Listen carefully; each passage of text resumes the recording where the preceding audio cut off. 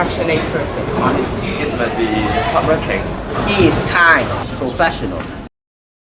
Good day, Wire I'm Eugene Au from FreeW, the reporter of Star Studio. Today, we are very delighted to have Mr. Zhang Pagay, the new Vice Principal and English teacher, to have an interview with us. Hello.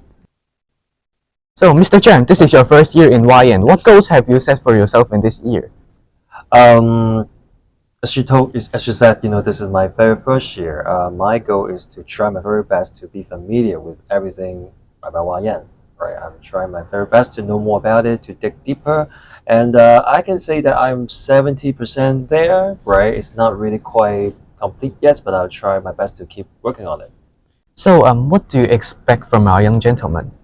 Well, I expect them to be simply great men.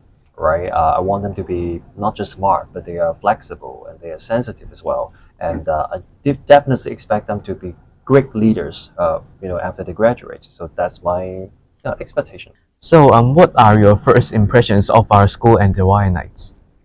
The very first impression on the school would be huge, big campus, gigantic, and really lovely, really comfortable. I feel like I am, in another world.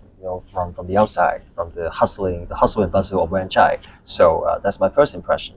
As for the students, they are very kind, very nice, very polite actually, pretty gentle as well. So true gentlemen indeed. So, would you like our school to change to a DSS direct subsidy scheme school, or remain as a grant and aid school like now? I think at this point it's not really about whether we stay what we are, or whether we are changing it to DSS or anything. It's really about what exactly our gentlemen need. Take for example, I know in recent years there is a demand for overseas examination support. Being a grant school, however, we can only offer DSE curriculum. So aside from curriculum, I guess what we can do is to provide as much help as possible. It could be just information, it could be workshop, it could be individual counseling. So I think that's the way to go. What do you think are the differences between YN and the schools that you have taught before? Well, I have been teaching in two girls' schools for 16 years, so of course the difference is just huge, right? And in so many aspects. Take for example, girls' schools are very detail-oriented. We care about regulation.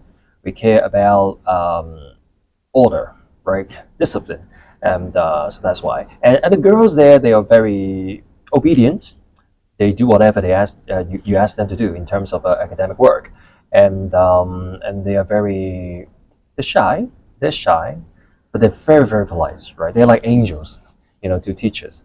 While in YN, I think the boys they're very kind, very nice, and I think they speak more than the girls, and they're pretty opinionated in a good way. However, because nowadays it's really about how you really have to speak up your mind, and I think our boys are very determined and dedicated as well.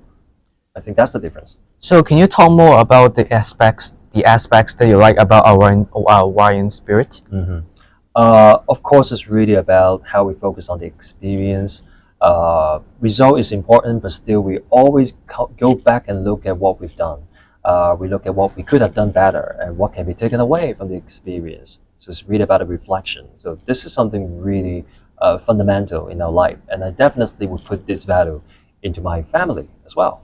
So, what would you like your students to learn from you as an English teacher and one of their mentors in their life? As an English teacher, of course, I try my very best to,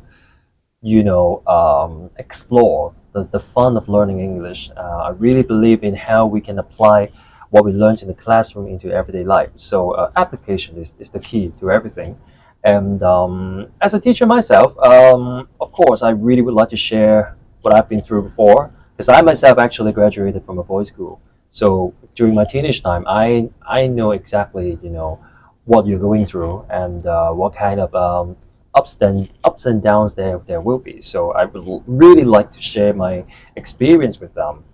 I don't need them to copy what I did or whatnot, but it's really about some kind of heads up and some kind of encouragement or support, telling them that they're not alone.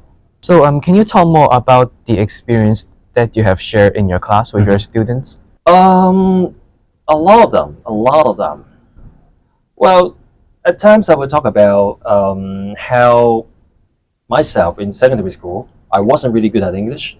I didn't really, have any kind of forte or strengths there.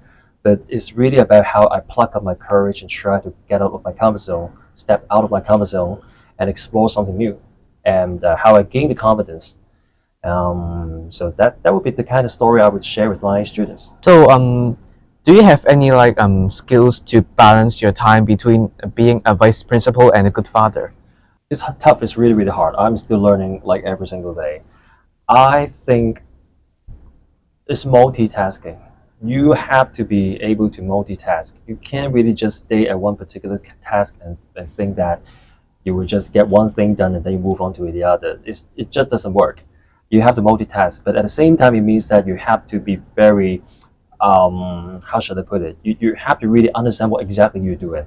You need good memory as well. You have to know what's in your mind and what's on your schedule, and so that's the multitasking. But the thing is that when you're really at one particular task, you can't think of anything else anymore. So when you're focused, you know what you have to do, and yeah, that's a balance between the two of them: dedication and multitasking. So I'm talking about dedication. So you have shared a lot with our Form 4 and Form 6 students that you have taught in the school year. So can you recall some memorable moments that you have spent with your students? Well, there's a lot actually. I do remember in particular in one lesson in my Form 6 class, I said to my Form 6 student that I wish I had met them earlier, because I didn't expect that I could only meet them for 4 months or so, and then it's mock examination already. But I still got so much to tell them, a lot of experience or reminders and stuff. So it was a shame that I could only meet them for 4 months. And the thing is that they were so ready to learn, and so that's what I said to them. Perhaps I didn't feel much, but I felt a lot, when I made that speech. So thank you. Once again, we would like to express our greatest gratitude to Mr. Zheng for your time with us today. This is the end of the interview. Thank you for watching. Bye bye.